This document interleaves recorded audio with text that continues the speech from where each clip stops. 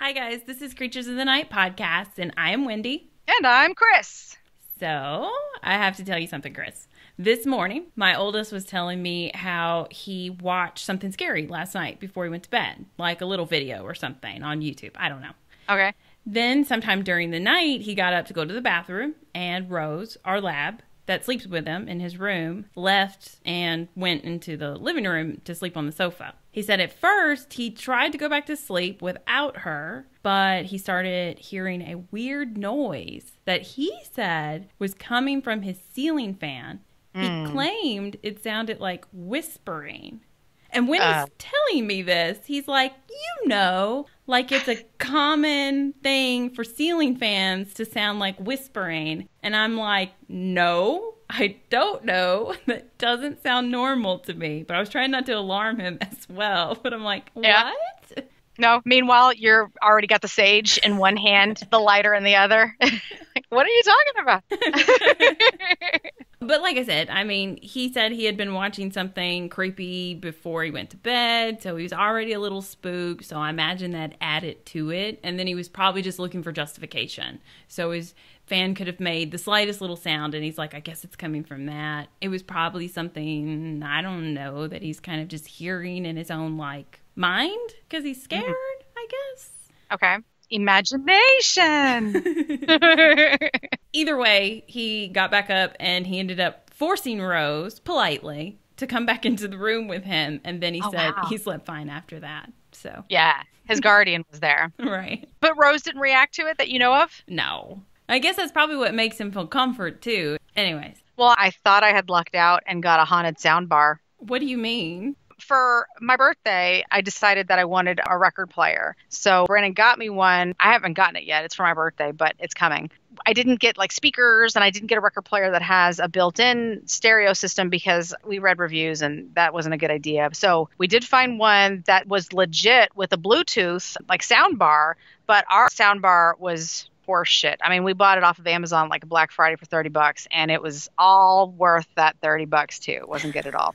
So Brandon found a deal on a Sony soundbar with a subwoofer, open box at Best Buy. So we went and picked it up and hooked it up. I got it already, and it sounds phenomenal. Like, I've been listening to, shit on YouTube. It sounds so much better than it used to. And Tyler's like, oh, is that why the floors are vibrating? So bothered. Yeah, right. So, yeah, I was digging it. I loved it. And then I realized that the TV just starts coming on by itself now, all of a sudden. And it did it a couple of times. So I just was like, well, fuck it. I'll just make sure that the sound bar is turned all the way down so that when the TV comes back on, it's not at full blast. And it just kept happening. The TV kept coming on. And Brandon's like, you want me to look into it? I mean, does it bother you? And I'm like, I'm kind of excited to finally own a haunted object. So no. But I have to tell you, I came downstairs at 4:00 in the morning and, my living room is strobing because the TV's fucking on and it's pitch black because the TV had come back on. And I had to turn that off. You come downstairs at 4:00 in the morning, your eyes aren't, they're not really ready for all of that. It's too much. So that gave my brain a headache, right away. Brandon looked into it and found out that the model Samsung TV that we have apparently does this with every soundbar that you hook up to it unless it's a Samsung soundbar. So he changed the setting and it hasn't done it since. So I'm like, wow, that was short-lived. It was fun, but not really haunted necessarily. We could always turn it back on, have people over and be like, yeah, shit's haunted. A little parlor trick there. Yeah, exactly. Wow, that's really wild. We always want haunted objects, but more like a creepy doll or clown painting or something like that. Not necessarily a soundbar. It doesn't have the juicy story, but I like the TV freak out. That's very poltergeist, Yeah, that's what I was going to say. It goes along with all of the haunted stories that I usually run into. I'm like, oh, yeah, your TV's coming on and off. Is it a Samsung? Because they're haunted. I can debunk that shit for you. What if demons live inside all Samsung TVs? Maybe Samsung is the name of a demon entity. That's what it is. Crack that code. We're on to them. See, that's what we do. We crack codes. We solve demon mysteries. So there's something else that I want to share with you, and it's kind of a spoiler because it does lead into my story. But as you saw earlier when we were recording your podcast, or maybe you didn't because of my big ass screen protector thing, but I am drinking out of my Lord of the Rings inspired coffee mug you gifted me today. For everyone that can't see it, it is a thing of beauty. Like so many of Chris's gifts, it's just pure perfection because I fucking love coffee, wizards, and traveling adventures. On one side of the mug, it has the quote, "I think I'm quite ready for another adventure," which is from The Return of the King, the last of the Lord of the Rings movies, or that part of the book, you know, if you're a nerd and you read. I like reading. And on the other side, it's personalized with our names, Chris and Wendy, and our likeness. Well, like at least the back of our heads. Yeah. It's like her hair, my hair type thing. We're wearing our hobbit cloaks and we're staring at the face of Mordor. It's awesome. When I first saw it, I just beamed. It was the coolest fucking thing. I'd never seen it, you know, like online anywhere that this is like a type of gift that you can get. So it was shocking to me. And it's, like I said, so perfect because we're Lord of the Rings fans, both of us. And then the quote fits so perfectly. I can only assume that I'm Samwise and you're Frodo, but just mostly because, like, I don't really wear jewelry and stuff most of the time. So, and you know, Frodo's way into that ring and everything. Hell yeah. You're my Samwise. I guess I'm more of a blonde on the cup, too, and your dark hair. That's actually where I was going to go with that at first. I was like, you know what? I didn't think about that, but I have the dark hair and you have the lighter colored hair. Samwise sounds a little country, too. And Frodo, you know, Elijah Wood's got that accent. So I think it fits. You're Frodo. That's fine. I love Frodo. But I love Samwise because I was always a Goonies fan deep down. For sure. Yeah. And I looked it up to see because I thought he did sound a little, I mean, of course, he's playing a character, but he says potatoes. Potatoes. Yeah. So I look up, where's he from? Sean Austin's from California. So, I mean, he's not Southern. No. I love that mug. I'm so happy that you like it as much as you did. Like, seriously, when I bought it, I'm like, she's going to think I'm in love with her. I am. I was hoping. But it was such a cute gift. And I'd never seen anything like that before. It was perfect. Right. So speaking of that precious, precious ring, just this morning, I read about the divine cursed ring, as some call it. But its true name is the Ring of Silvanus, which tons of people believe was a part of the inspiration for the poem The One Ring and the novels The Hobbit and The Lord of the Rings. So Awesome. The story goes that sometime during the 4th century, Silvanus, a Roman stationed in Gloucestershire, England, visited the elaborate baths of the Celtic god, and it's No and Dens, but it's a Celtic god. So how do you say it? You don't think you just say Nodens, do you? I have to say it like a Celtic god, so it's Nodens. The Celtic god, Nodens. You didn't do it very Celtic god. The Temple of Nodens, the Roman British deity that is associated with healing, hunting, dogs, and the sea. Dogs. Did you hear me say that? Yeah. I don't know how that got thrown in there, but I appreciate dogs, so I do believe that they should be honored. So he wasn't the god of hunting down dogs. He was just god of hunting dogs. There's commas in between there. Ah. Yeah. Commas. Okay. Gotcha. When Silvanus was at the temple, his golden ring was stolen from him. Silvanus believed that it was Cinnacious, so Silvanus thus went to the temple and prepared a lead plate known as a curse tablet. He inscribed the tablet in Latin, which translates to, "For the god Norden, Silvanus has lost a ring and has donated 1/2 its worth to Nordens. Among those named Cinnacious, permit no good health until it is returned to the temple of Nordens." When the pagan Silvanus owned the ring, the gold ring was bare. It had no inscription on it. But over time, I guess, a Christian owner, perhaps the thief Cinnacious, had the ring inscribed with "Cinnacious, live well in God." Little is known about the fate of Cinnacious, or even who he really was, besides Silvanus thinking he's a total asshole that steals his shit. Yeah, right? Thief.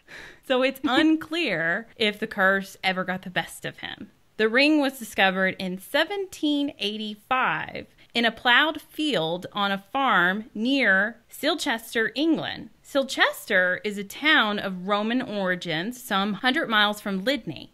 Some researchers say the ring was accidentally lost. Others hold that it was purposely discarded. Yeah? To Mordor? Duh. I've heard this story before. They gotta get rid of that shit. Falling on hard times, the Silchester farmers sold the ring to the Shute family who lived in the nearby country house, The Vine. You know you're rich when your house has got a name. I know. I want one of those so bad. I want to be rich and I want a house with a name. The Shutes were known to be interested in history and antiques. However, it wasn't until 1888 that Shalloner Shute took note of the ring and published a paper on it. Just for funsies, they write papers just like us. I like them.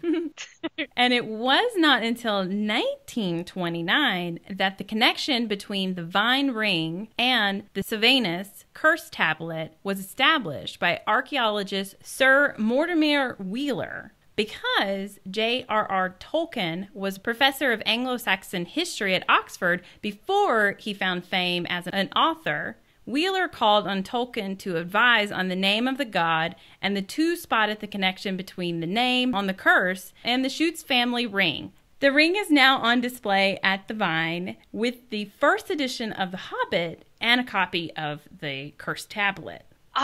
And I will be breaking in, taking it all. It is pretty beautiful. I watched this family go tour it. I tried to see if it was haunted. Must be, right? There's got to be all kinds of things going on in there. No, it's just a pretty badass museum that's got a long history. Like, lots of noble people have visited this mansion. They call it a manor, but it was huge and it was gorgeous and it had a lot of, really cool things in it on display. But yeah, despite the ring being considered cursed, no one in modern times have ever reported any ill luck surrounding the possession or handling of this ring. And it's my precious. Hey, you know what? That is really, really, really weird that you're doing this story. Did you know that the actor that plays Gollum, thank you, is going to do a reading of the entire Lord of the Rings series? No, I didn't know that. He's going to do a reading of the entire Lord of the Rings series, and every time it gets to Gollum, he's going to obviously do his real voice. He can do a lot of different voices. I would love to hear him read it to me. I mean, what better way to actually hear it than to have it read to you by him? I think that's awesome. I love when people put in that kind of effort with their audiobooks because it's just that much better when somebody's reading it well. And if they do like voices for the characters and stuff like that. Right. It takes you into the story even further, I feel like. Yeah, for sure. So one could speculate with this ring that the curse was lifted probably eons ago, maybe even before it was hidden away beneath the soil. But there have been plenty of other pieces of jewelry that haven't been so forgiving to their owners. And my story is on the most infamous piece of cursed jewels, and one that has a Hollywood name drop as well. The Hope Diamond, a beautiful blue diamond weighing over 45 carats. Think of how bling bling that shit would look around my neck. What? It's about the size of a walnut, and it's estimated to be worth $250 million. That's at the Smithsonian, isn't it? It is, yep. That's right, okay. But before that, the true origins of this jeopardizing gem, they're unknown, basically. The Smithsonian has actually been doing, tests to it. They break it out when it closes, and they, are even, drilling into it, trying to take its DNA. I didn't know, diamonds have DNA, but I guess they do. And they're trying to figure out where it came from. There's this legend, and I think they're trying to disprove or prove it. It's believed that it was unearthed from the Golconda mines in southwest India. And because the Indian culture regarded such gemstones to carry strong protective powers, it was used to decorate a Hindu temple. When Jean-Baptiste the 3rd, 4th, 5th, 19th. This name has been around. Wasn't he a pirate too? This guy's just gotten around. It's a common name. Yeah. Jean-Baptiste Tavernier, a 17th century French merchant, supposedly purchased, air quotes, the diamond, but many people believed he actually stole that shit from the temple. And once the priests of the temple discovered the robbery, they cast a curse on that shit as he was going out the door, that whoever will own it is to have ill fate for the rest of their life. And if the curse was that successful, why didn't they just be like, nah, just kill him and return our diamond? Yeah, he's not going to get away quickly on his camel. No. I mean, like, true. Could have got that shit back. I read about a lot of cursed diamonds from India, so I think they thought this shit was funny. It is kind of funny. They might have even left it out, like, super easy to grab, you know? Just so that a curse could be bestowed upon someone? Yeah. Kind of like when Aladdin went into that cave and the shit's just everywhere. How you going to stop Abu from touching it? A diamond in the rough, in the rough, in the rough. Love that part. After Tavernier left India, he brought the precious gemstone to Paris and he sold it to King Louis I gotta work on my Roman, 14th. Yeah, Louis the 14th. I do like how you called it the precious Hope Diamond. Throw that out there a few more times just so you can see the connection. Love it. And that's what I'm going to do tomorrow. Watch my movies again. That'll take your entire day. All day long. That's fine with me. I'll have to find some gifts to wrap or just wrap some regular shit. Just pick up random things in your house and start wrapping it in notebook paper. I want to see how that turns out. You got it. So there are accounts that this French merchant, soon after collecting and selling the gem, came down with a fever and passed away. Some even go as far to say after he died, he was all alone and wolves came and ate his body. Ooh. But historians have discovered records that show a Jean-Baptiste Tavernier lived until the age of 84. But Jean-Baptiste, that's a pretty common name. I don't know about Tavernier, but I mean, could have been somebody else. I don't know. The Tavernier story could have just been a pumped up story, you know, to feed the curse later on. That's left up to speculation. But the fate of many of the next owners certainly was not a happy one. Were they all John Baptistes, by the way? Because there were like a dozen of them. Well, I hope not, because I'm having trouble saying that name in the first place. It's Let me turn the page. It's Look hard. ahead. It's just that I keep trying to change his name. There's this really nice park in Arkansas. It's very beautiful. It's the Jean Baptiste Park, or somebody called it the Petit Jean Park. That is not its true name. Well, and every time you say it, I think of the daycare that I went to as a child. It's called La Petite, and that's what we had in Memphis. La Petite. This is the best French you're going to get from us, guys. Louis XIV had Tavernier's blue diamond cut down from a roughly shaped 112 carats. It originally started out as 112 carats, but he cut it down to a symmetrical size. The gem then was 67 carats. What a monster.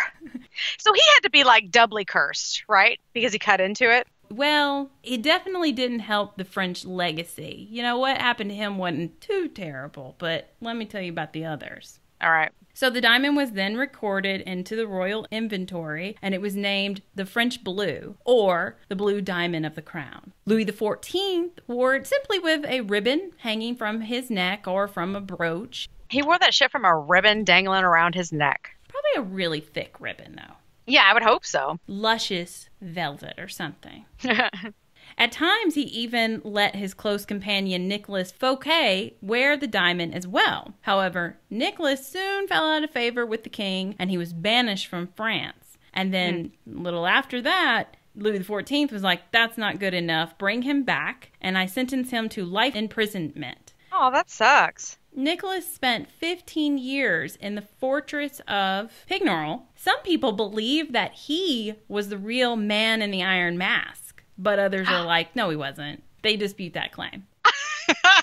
I love that. But French prisons and forts were fucking bad places. I've read some other stuff, so I mean, like, there could have been lots of men in the iron mask. I don't know. They were up to some real torture type shit. Good stuff. Later, King Louis died of gangrene, so, you know, maybe just very natural type of thing that you would come down with in that time. Really? I guess. They didn't have the best health care, you know? No. The diamond passed down as part of the French crown jewels to the kings Louis XV and Louis XVI. These two kings wore the diamond as part of their knightly decorations, sometimes called the Order of the Golden Fleece. I have never heard that before, but okay. That's the yellow jacket. You remember, you saw Happy Gilmore, right? Everyone needs a gold jacket. Yeah. See if you remember this one. Gold jacket, green jacket, who gives a shit? Of course, my Adam Sandler impression is way off. Did I ever tell you my youngest got on a kick of watching like all of Adam Sandler's movies without asking? No. I mean, like, I think everything he covered wasn't awful. I wouldn't have necessarily approved it, but, you know. Yeah. Does he ever come in and start dancing like the penguin from Happy Gilmore? It's like, I'll tumble for ya, I'll tumble for ya. He does dance a lot. I think he just likes dancing. But Louis XVI inherited the French blue, and he allowed his wife, Marie Antoinette, to wear it as well. And then she allowed her favorite lady of the court, Marie Louise, Princess of Laval, to wear it for special occasions. When Marie Antoinette and King Louis XVI were imprisoned after the outbreak of the French Revolution, the crown jewels were put into a warehouse for safekeeping. Marie Louise was killed by a mob with a hammer and then decapitated, stripped, disemboweled, among other things, and then her head was impaled on a spike and carried to Marie Antoinette's prison window for her viewing. Lovely. They hated that bitch. Yeah, it sounds like it. Or either that or they're like, we love her. She'll love this view. What better way to show our appreciation for her than to doing these horrific acts and displaying them so prominently? I did this for you. It's like when your cat brings you a decapitated dead bird. Yeah. You don't like it? What? I can't bring you anything else. This was the best thing I could find. So later, Marie Antoinette and Louis XVI were both beheaded.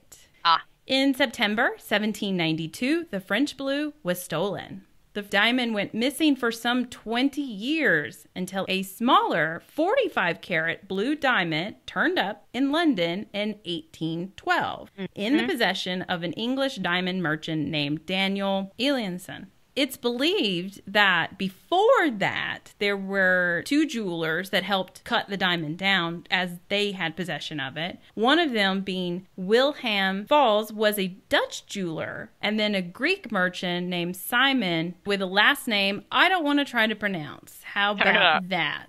It's got lots of letters in it. They both owned the diamond at different times, like I said, and took part of like trimming it down, and both suffered the fate of the curse. Wilhelm's son ended up murdering him and then killing himself, and Simon drove his car off a cliff and killed himself and his wife and his child that were all in the car with him. Wow. Like, this is it. I'm over this shit. It's not really We're funny all going. because his family was in there, and that's not fair. Yeah, but that's bad. So Daniel, the English merchant, he never spoke of how he acquired the diamond, and Daniel quickly sold the blue diamond to the British King George IV.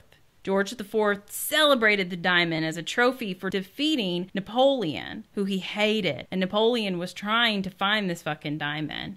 Okay. However, years later, it was discovered after the British king died that he was on the verge of bankrupting the throne. So his executor, the Duke of Wellington, had to sell the blue diamond. He sold it to Harry Philip Hope, a big-time diamond collector. Hope set the diamond in a medallion with a hanging pearl. He simply called the blue diamond number 1. He's not very creative with names.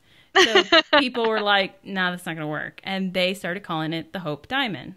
The Hope family was among England's wealthiest. They aided American colony commerce. They helped finance the Louisiana Purchase. They accumulated lands and castles and other riches. But in the course of a few generations, they squandered all of that shit. Just throwing money around like they at the strip club. It's raining dollars. In 1887, the diamond was inherited by Lord Francis Hope, Henry Hope's grandnephew. Okay. Francis, not good with money, like the rest of the family, I guess, bet badly on horses. He took part in bad business deals.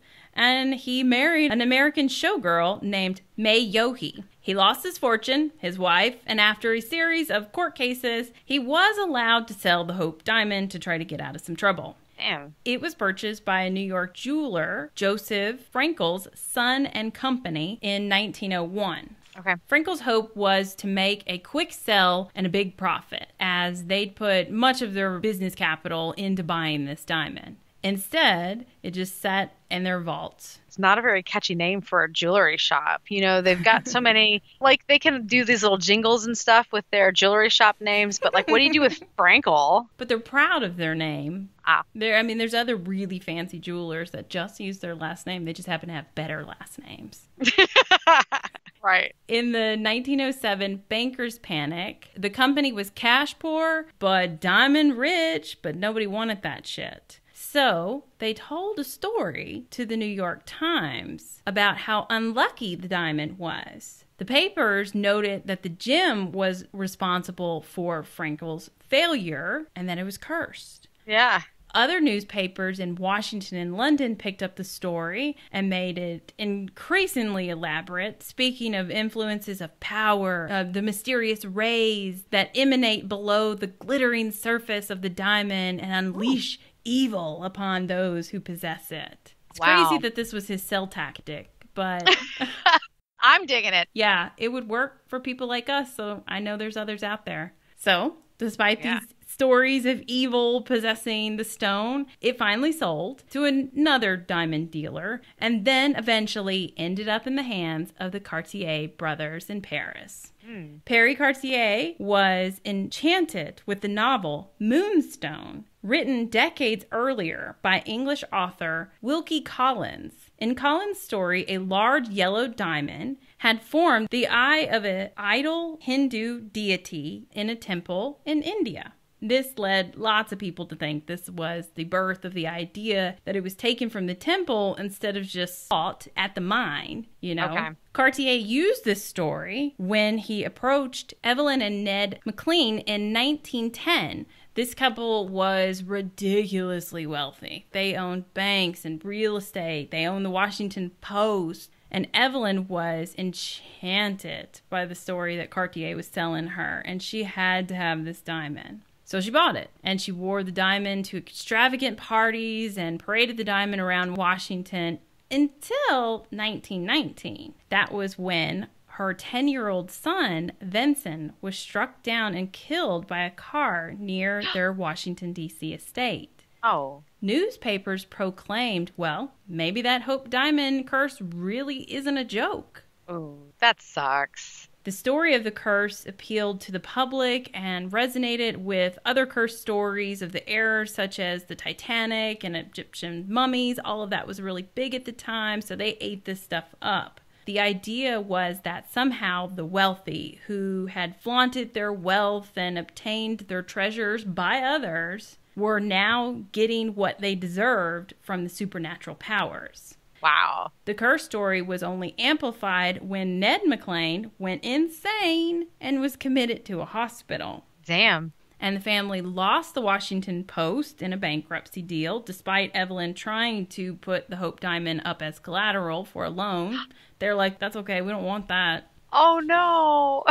Which is shit. crazy, because now it's worth $250 million. Right. In Evelyn's autobiography, she expressed her mixed feelings about the Hope Diamond. Sometimes laughing off the curse, she even admitted to using the diamond in charitable events. Like, she would sell raffle tickets so that people would be able to view the diamond or even hold it for a time. She also lent it out to brides as there's something blue on their big day. Shit, why didn't I know her? That would be a sweet ass. And then here I am, like, wondering, did those marriages last? Yeah, right. I wonder if there was a curse on them. I, of course, am just going back to my very, very, very small town wedding in my super, super cheap dress that I bought myself. And now, ba-bam, with that Blue Hope Diamond. I'm going to get you a replica. Do you still have your wedding dress? I do. And it's a size 5, and I'll never, ever be able to fit into that again. Look, I think mine's a 6, and it's like, yeah. I'm going to be busting at the seams if I tried to get into that bitch. It's pretty on the hanger. I almost couldn't wear mine. Oh, no? Yeah, I was going to have to borrow somebody's dress. Oh, wow. Yeah, I don't know what happened between the time I tried it on and that wedding day, but it was like, ugh. Ooh, shit. Wow. I was one of those brides. I keep mine because of Beetlejuice. I always thought that was super cool that, they still had their wedding garments in the closet. So that's cute. So then there are other times when Evelyn starts to wonder if the curse was payback for money and time misspent. Ooh. In 1946, another tragedy struck when Evelyn's daughter, Evie, only 25, committed suicide. Oh, man. That must have hit Evelyn pretty hard. She died the next year. Yeah. And then the Hope Diamond was sold to Harry Winston. 9 years later, Harry Winston mailed the gem to the Smithsonian for a $2.44 postage and $155 in insurance for something like that. You don't want to get lost in the mail. Sure. But completely free to the Smithsonian. No DNA. Wow. Here you go. That's some serious shit right there. When someone's willing to just give away something of that much value, that says a lot, right? It should. That should resonate. That is serious. I think it does, especially the way he sent it to them. Now, apparently there's a whole collection of diamonds. I think Harry Winston has donated a lot of them, that the Hope Diamond is included. It's maybe even the centerpiece of this collection. But was that an afterthought after he sent them the evil cursed diamond? He's like, I don't need any of these other ones either. And he sent them off, or maybe he was concerned, started looking at them. That one's looking at me funny too. I'm going to send that off. And then he calls it one thing because he doesn't want people to think he's crazy. And it's this beautiful art collection, and really he's just like, get that shit out my house. Right. He's a businessman. He could have done something with these. Right. Exactly. That's interesting. So the diamond remains at the Smithsonian today on display, like I said, with some other diamonds as well. And the brown paper box that it was transported in is on display at the National Postal Museum, illustrating the trust the famous jeweler placed in the U.S. Postal Service to deliver the mail. Mm-hmm. That's stupid. But no, I'm like, we gotta go to that museum. I have to know now, what else could the National Postal Service Museum have on display? What's in there? I gotta see it. They gotta be keeping shit, like things that people mail but don't ever get delivered. Like, we could actually have some legit, like, real fossils, like the Jersey Devil is probably there. Like, the legit, real, for sure. Like, someone caught him and they were probably mailing him off to get tested. Hey, didn't you have a voodoo doll, a haunted voodoo doll that it disappeared? In that story, it was eBay items that were haunted. Yeah, the After Christmas clearance special where the doll that was in the box that was chained up that disappeared, that one? It went to somebody, and then that was it. They never talked about it again. What if it just got lost in the mail? It's at this fucking museum. Which would be weird since that doll happened to find its way home before plenty of times. This time it was like, shit, I'm just so confused. I've been mailed all over the place now. I'm just going to stay right here. It's homey. You are no match for the United States Postal Service. If you're a haunted doll, you fucked. You are getting locked up in that fucking museum. I wonder how they have things displayed. Do they have it kind of like, what's that haunted doll, the one that's in the sailor suit, the real weird one? Robert the Doll. Oh, yeah. That's an easy one. I should have known that name. You've got to ask it for its permission to take pictures and stuff because he's super, like, cursed. He'll kill your ass. Right? That one scares me. Him really? And Peggy the Doll. Imagine if the two of them got together like the Bride of Chucky and Chucky, That's some shit. That's where that movie came from. The idea. Except for I think Peggy the Doll is too old for Robert, but whatever. Yeah, well, I don't know. Well, so that's what I'm wondering. Like, I wonder if they have things on display where they're also questioning it, so they have it, like, behind glass. And, like bulletproof glass. Well, let me tell you a little bit more about that. This package might be behind bulletproof glass. So, many people might say Evelyn McLean was the last of the diamond's victims, but no. The mailman in charge with the famous delivery had some bad luck afterwards as well. Oh, man. I don't like that.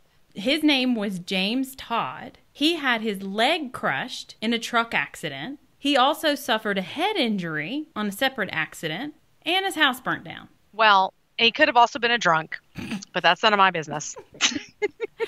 So there's a lot of mailmen that go crazy for some reason. PTSD from those dogs running after you. Turkeys, I've seen that too.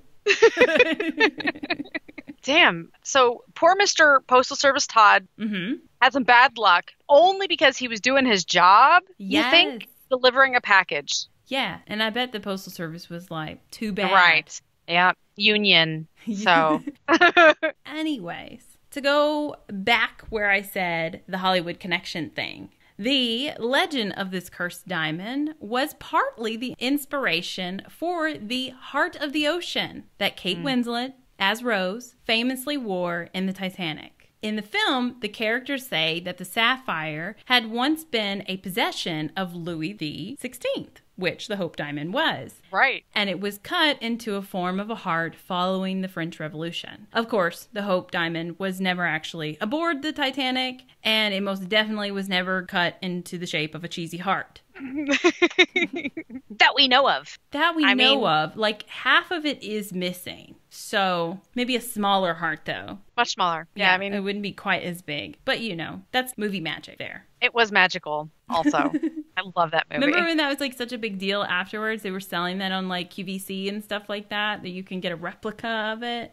Yes, that was actually my senior song. Like, you know, My Heart Will Go On. I mean, I'm sure that was every senior song for that year and probably years, you know, coming up. Yeah. Yeah. But, so the story's only partly based on the Hope Diamond. There was a Titanic survivor named Kate Winslet.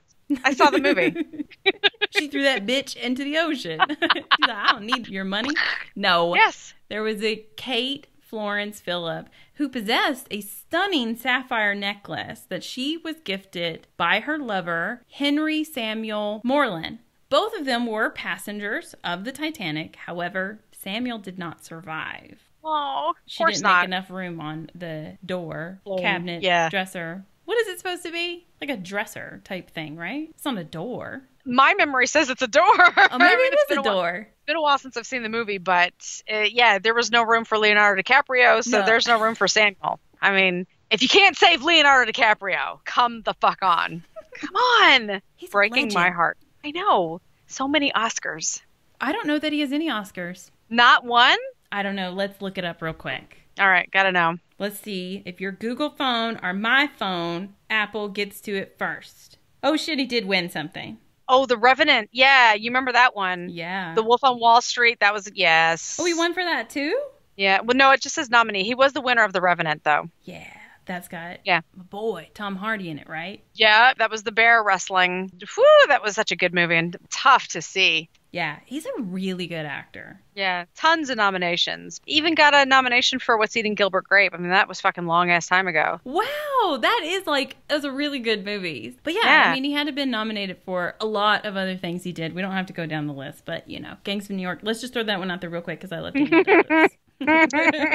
Just, you know. That's cute. So. It's another one I got to see again. Oh, which one? Gangs of New York. Yeah, I haven't seen that one in a long time. Yeah. I actually wondered if my kids could watch it. So, I mean, there's one scandalous scene. It doesn't show anything either, but I am not sitting down and watching stuff like that with my kids. So I know, it's so weird. We'll have to skip, you know. Look over there, there's a deer. Fast forward. By the way, I haven't heard you say the name Daniel Day-Lewis in a really long-ass time. What was the show that he was in? Because you mentioned him all the time for a while there. What show? He's only been in movies, I'm pretty sure. He's only been in movies? Oh, okay. I thought there was a show or something because it seemed like I was getting texts from you and then it was on the podcast. Like I kept hearing his name over and over again. I'm just obsessed. I don't know. Oh. I don't know a show that he's been in, but I actually don't know like a ton of his movies. Yeah. He's got a long list of them. But There Will Be Blood, Gangs of New York, Last of the Mohicans, and Lincoln. I could eat that shit up all day. We were talking about There Might Be Blood. I think that's why it kept coming up. Yeah. That's what I meant to say. So what's funny is, and this is totally off subject, but I was at my desk, which is my kitchen table, and my husband is at his desk, which is right to my right. And he's also working, but he also has a second monitor that he doesn't use, and he just plays shit all day long, which is kind of distracting. I would think, yes. You know, because I stop working and just watch, which is bad. Very bad. But he turned something on and I noticed that he's watching it and I look over and I recognize it right away. Not that I've seen a single episode, but I look over and I'm like, oh, that's Outlander. Yeah, I look over and I see your dude, right? And he's talking to some chick and there's subtitles. And I'm like, oh my God, that's Outlander. Why are you watching Outlander? He's like, I don't know. This just came on. He's like, is this Outlander? I don't know what the fuck that is. He's like, why are there stupid subtitles? And I'm like, I don't know if there's subtitles in the show or if it's just on the preview. So does the show have subtitles? No, not at all. Okay, so it's just a preview. But if he wants to watch Outlander, that's fine, and then he can chat with me about it. That's so funny. No, but I recognized it right away because I only know what the guy from Outlander looks like because I had to research it so that I could do the story. Picture of him, yeah. Yes. The woman that thinks that she got his likeness in a ghost or whatever. Yes. But that's cool. You guys start watching it, you let me know. I'm sure that will not happen. I don't know. I need something to watch now that Westworld is done, and so is Better Call Saul. We finished both of those again. Oh, I still haven't finished Better Call Saul, but I got to get on it. This season was phenomenal. I bet, because it's ramping up, and I don't think it's this season, but it's supposed to be next or whatever, that it finally starts crossing over. That's what I read. Next season's the finale for Better Call Saul. That's right. it. So then that's when they connect to Breaking Bad. Yeah. That's what I read. Yeah. Yep. That was such a good show. When you were talking in your other podcast a week ago, and you were talking about, I finally got to Mindhunter. I should have done it forever ago. Why would you beat yourself up? I waited like 10 years before I watched Breaking Bad. You were like, it's so great. It's so great. Whatever. And then I finally watched it. I'm like, why has nobody told me about this? And the whole time you're telling me about the Hope Diamond, all I can hear is My Baby Blue, like in the song, that which is the finale song for Breaking Bad, which is my favorite ender to a season show ever, ever, ever. It was the best. I've never seen a better ending. You know, you hate to let go of series that you really get connected to. So I think most of the time, I hate that they're leaving. So I'll be negative. I told you in the last episode that Mindhunter disappointed me. But I think it was just because I was like, I'm not going to be able to come back to this. Yeah. And I think every week, Outlander disappoints me because I'm like, that's it? I need 4 more hours of this, please. Well, I binge watched all the other seasons too, so this is the first time I've ever watched it in real time. That's tough. So when a show ends and you feel satisfied and good about it, that's a good fucking show. Tell me about it. Anyways, back to this whole paranormal podcast. I forget about our movie podcast. I know. Where we just bullshit all the time. That one. Yeah, we just spiral from one show to the next and give our own opinions about it. That's such an easy podcast, I think. I don't think there would have to be any research. There would be no, kind of format to it, though. I mean, every now and then we could just throw in, be like, okay, I'm going to watch this movie. You go take notes or some shit. Just watch it. Or this show. Start it and tell me what you think. That's a good idea for later. I will never do it. We can barely get this one done. Right? So, back to this paranormal podcast. If you or anyone you know has more to these stories, the Hope Diamond stories, not all the TV shows we just talked about, though you could give us your opinion on those as well. We will talk to you about that, within this podcast. Even though we talk about a separate podcast, it's not really going to happen. Anyways, any of these stories, or if you've had the pleasure of viewing these creepy cursed items, the ring from Lord of the Rings, let's just go ahead and call it what it is, or the Hope Diamond, then please share your story with us and we will share it on the podcast. You can do that by emailing us at creaturesofthenightparanormal@gmail.com.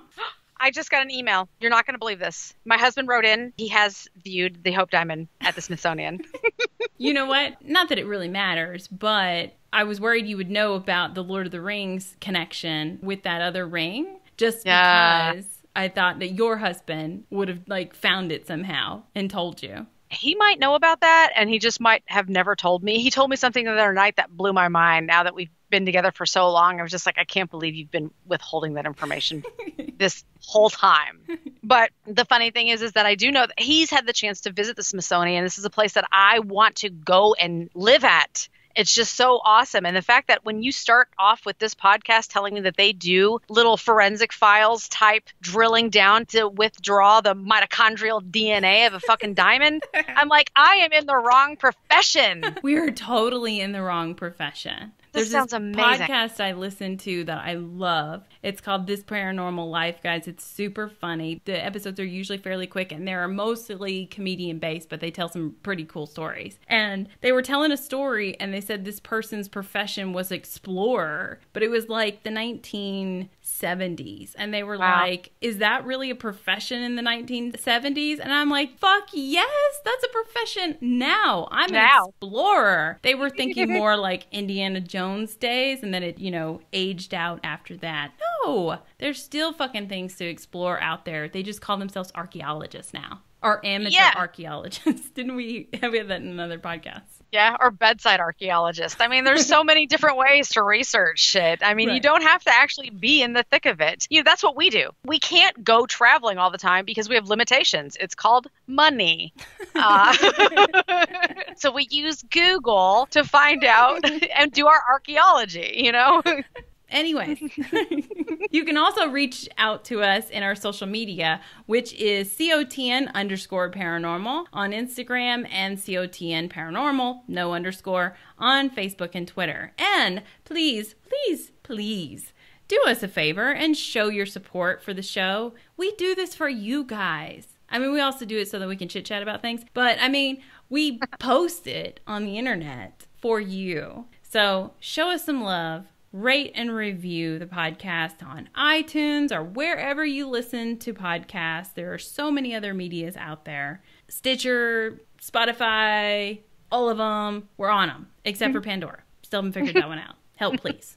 That's my SOS. Also, you can visit our spiritual shop. It's full of stuff that could protect you from a curse, just like this one. In fact, it's actually the product that Harry Winston used to stay safe for those 9 years. I mean, it's tested and proven. Yeah, I didn't want to throw that out there at the beginning of the podcast, but yes, Harry Winston, he's a big customer of ours. And we've been so modest all these 1 years that we've had this shop online to not have his endorsement. Right, but, since I'm telling this story, he said it was fine, to tell everybody that he used some of our mojo bags and the candles and everything to protect himself from that diamond, and it worked. Yeah. He's successful. He's happy. I'm so proud of him. I am too, man. Those candles are legit. And then you've got some oils that you can rub them down with. You get a couple of crystals, do your blessing, whatever. Harry had it right to begin with, and that's why he's all set. Yeah, just living the life, all because of us.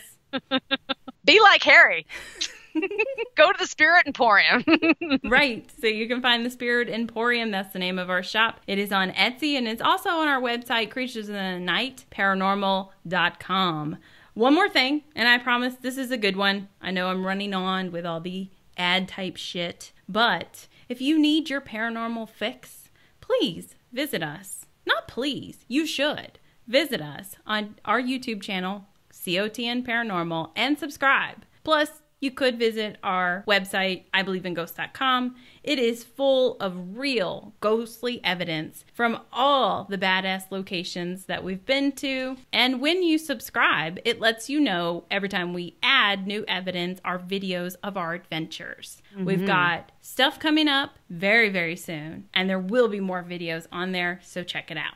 And that's all I've got for you. I got to tell you something funny. I was on Instagram scrolling through the feed, I don't know, Friday, and I saw some dude dressed up in a costume. And I don't know what this costume is, so it might be related to something out there because people were going bananas over it. But the dude had on a shirt that was handmade, and the shirt said, "I believe in ghosts." And I was like, should I link a website here? I mean, I could be like, hey, you believe in ghosts? Well, I've got a website for you. I didn't. You should have. I was thinking, maybe you want to check this out. It might be right up your alley. That was your opportunity. I just didn't know what I was missing here. Because like I said, everyone was going bananas. They were like, I love your costume. I'm like, I don't get it. It's my website is what it is. Wait, yeah, no, I don't get it. How is that a costume? I don't know. I don't know if it's from an anime. He had blue hair on too. So well, you have pink hair and I have purple hair almost right now. So right. So we're also anime type people, clearly. No, I love your story, Wendy. This was fantastic. I've not heard this connection before ever. And I'll go and wring my husband's neck. I'm sure he knows about it. He's just been withholding that from me. But the Hope Diamond is always a favorite because it's so mysterious. And there's so many different outlets that you can explore there, right? There's so many legendary curses. And the fact that you brought it right up to current day is very cool. And it's something that you can go to the Smithsonian, obviously not right now while we're under quarantine, but eventually you will be able to go back and visit it and see it in all of its glory. Now, I wonder if when you do see it, if it does have that fiery sparkle underneath it, because I've never seen it in person myself. Same. I've never seen it either. But I forgot to mention, the practicality of things. This thing has been around for a really long time. So the chances are that a few of its owners could have had bad misfortune. Yes, we recognize that. But that was a pretty long list of really shitty things that happened to people. Also, like I said, there have been multiple diamonds from India that have brought upon really bad luck to people. So there could be something with that culture that when you're taking things from their area, maybe that it puts like a curse on things. So the moral of the story is don't be stealing shit. Don't be stealing shit. That's right. I mean, it makes sense to me. You get a curse on you, get your head chopped off. Not fun. I mean, yeah, just be a good person. Don't take shit that doesn't belong to you. I agree. The end. Well, thank you. It was great. Glad you enjoyed it. And I hope everybody else did. And that's like it for us, right? Yeah, I don't know. Whatever. Cool. All right. Bye. Bye.